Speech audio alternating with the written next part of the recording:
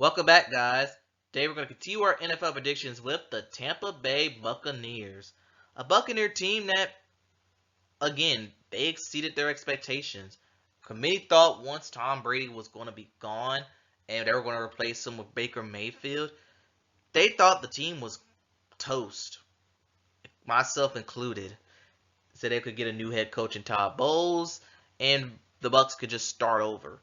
But they ended up winning the division for a third time in a row. Sure, it was against a weak NFC South, but there was a lot of highlights from this Buck team. 9-8, and they won a playoff game, unlike what they did last year. Quite impressive.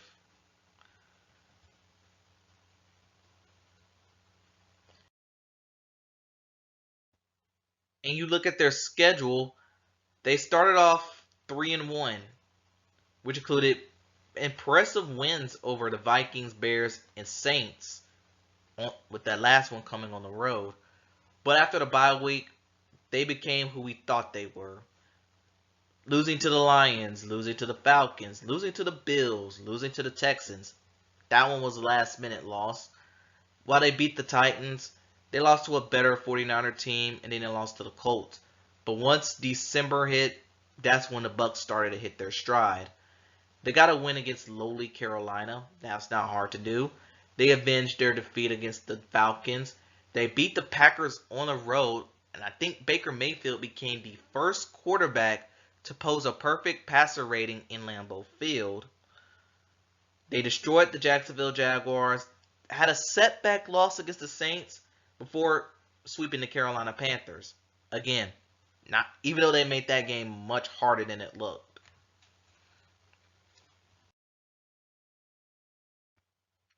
And in the playoffs, they avenged an early season loss to the Philadelphia Eagles before losing to the Detroit Lions. But hey, no one's calling the Bucs losers after this season.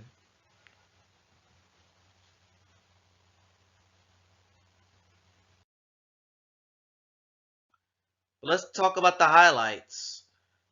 And winning the NFC South somehow was pretty much the biggest highlight of them all.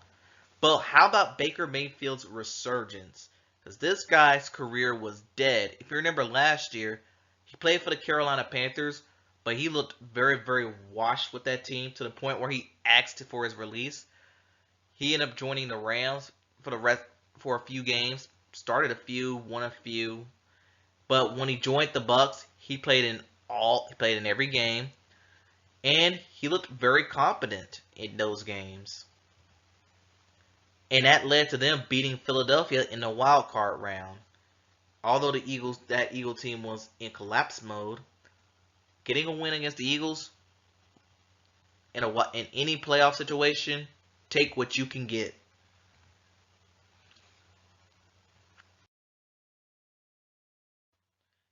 And now for the lowlights. Of course, they were the product of the NFC South. That division was terrible this year. And while the Bucs were the leader of said terrible division, it made them look bad. A 9-8 winning record, that does not look good in the South. And then losing to the Lions in the playoffs, it was a case of being good but not good enough.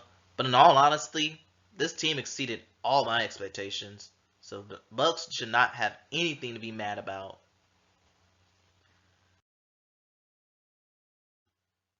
And the only player they add in free agency was Jordan Whitehead, and they also re-signed Baker Mayfield as well.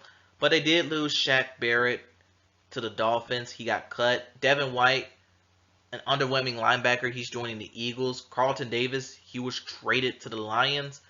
And Ryan Jensen opted for retirement.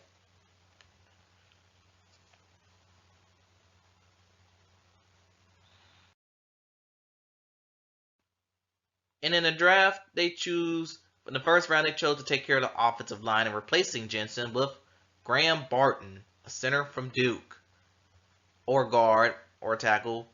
Cause they had him in all over position. They had in various positions, so I don't know what to tell you about that. But they also some picks that stood out to me. was safety Tyke Smith from Georgia. They also took Jalen McMillan, a wide receiver from Washington, and Bucky Irvin, a running back from Oregon. Those were some picks that really stood out to me. Now, can the Bucks repeat their division success, or is it time for a changing of the guard? Stay tuned to find out.